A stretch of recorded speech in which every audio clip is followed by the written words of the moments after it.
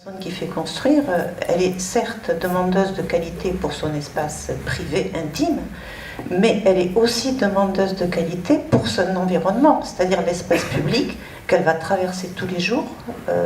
Donc je crois qu'il ne faut pas opposer les deux choses. Les deux choses, elles sont intrinsèquement liées. Hein. Qu'on s'entende bien. Voilà. Ce n'était pas par opposition. Voilà, mais voilà.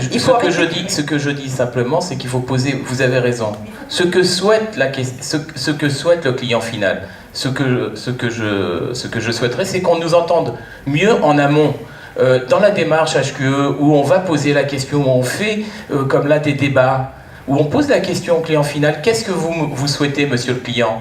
Là, c'est intéressant, là, c'est intelligent. Et à ce moment-là, qu'on le fasse. Parce que je ne peux qu'être d'accord lorsqu'on parle des 3 mètres ou des 5 mètres, cette règle qu'on nous impose, qu'on nous oblige, à quoi ça sert ? À rien. Et malheureusement, on est contraint. Et on le fait. Et donc c'est sûr qu'architecturellement, on est obligé de faire avec. Alors qu'en fait, on pourrait peut-être des fois travailler soit plus devant, plus derrière. Alors, moi je voudrais intervenir sur 2 choses. C'est vrai que par rapport à ce que vous dites, je pense que le PLU de projet le permet, ça justement. Et c'est vrai que moi, les PLU, c'est vraiment l'acte moteur pour faire sa ville et construire sa ville. Et ça, aujourd'hui, on a une opportunité avec le nouveau PLU. Je crois qu'il faut s'en saisir. Ce que vous dites, vous aussi, être présent le plus tôt possible au niveau de la construction. C'est vrai que c'est des problèmes de temporalité. Ça aussi, puisque si on n'a pas un seul constructeur sur un espace, quand il y a plusieurs clients, c'est la difficulté.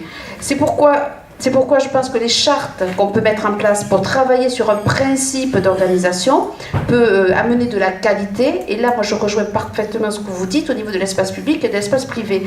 Quand on a construit la maison, le propriétaire ou le locataire est dans sa maison, il y a une vie autour. Et quand les choses ne fonctionnent pas avec l'espace public, qui c'est qu'on va voir? Deviner. C'est pas le constructeur et c'est pas le concepteur. Donc il faut vraiment réfléchir en amont ensemble, et ça je le conçois. Et l'espace public a vraiment une vocation sociale à avoir et accompagner le privé. Je pense que c'est important. C'est vrai qu'il ne faut pas opposer les 2 personnes, puisque la personne qui vient habiter dans un quartier, c'est aussi pour y vivre.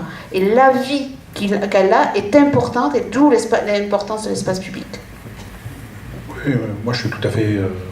nous, notre métier, c'est d'aménager, donc de laisser d'espace public. Donc, alors ça a un coût. La qualité a toujours un coût. Et pour maîtriser le coût, il faut maîtriser le foncier.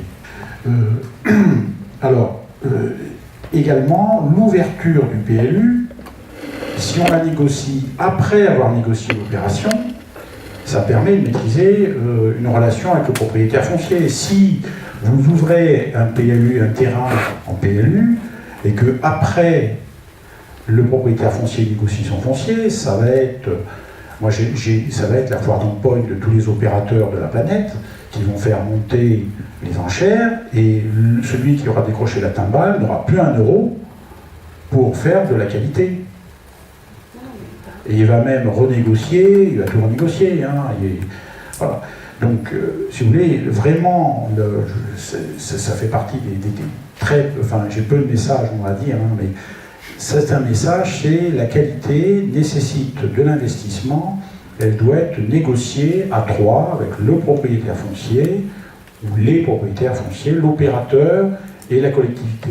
Bien évidemment que les architectes travaillent avec cette vision-là sur les opérations d'aménagement, mais évidemment sur les maisons individuelles. Sur les maisons individuelles, on a également des clients qui viennent nous voir avec leur petit cahier des charges, avec la liste de tout ce qu'ils souhaitent. Donc, nous ne faisons que des prototypes, donc forcément on prend en compte toutes leurs demandes et on essaie d'organiser les choses avec les contraintes économiques, les contraintes du terrain, toutes les contraintes. Ce que je voudrais dire également là-dessus, en parlant de contraintes, pour moi les contraintes dans mon métier, dans mon activité quotidienne, les contraintes c'est super. Moi j'adore ça. C'est pas quelque chose de forcément négatif et qui nous bride, au contraire. Essayer de trouver des solutions, se décasser pour trouver des solutions quand on a un client qui nous dresse la liste au Père Noël avec tout ce qu'il souhaite et que le budget ne suit pas derrière, mais on se creuse la tête. Et ça fait partie du travail de conception. Et les contraintes, évidemment, sont une bonne chose pour faire travailler les ménages. En parlant de contraintes et également de PLU, je voudrais juste rajouter une chose concernant les réglementations. Vous savez qu'aujourd'hui, donc là on est en train de parler des fois de PLU ou des fois d'obligations que nous avons dans certains quartiers. Par exemple, je vais vous donner un exemple tout bête, c'est de mettre des panneaux photovoltaïques. De temps en temps, secteur sauvegardé, on n'a pas le droit. On nous dit ah non, c'est pas bien, ça va dénaturer l'esprit. Le problème, c'est qu'aujourd'hui, vous avez une réglementation environnementale, je vous rappelle, qui est mise en place depuis le 17 novembre. Nous sommes en période d'expérimentation. Normalement, 2018, on doit l'avoir. Et on est obligé de passer par là. On va être obligé. En 2020, vous avez la nouvelle réglementation thermique où là, de toute façon, les maisons seront BEPOS.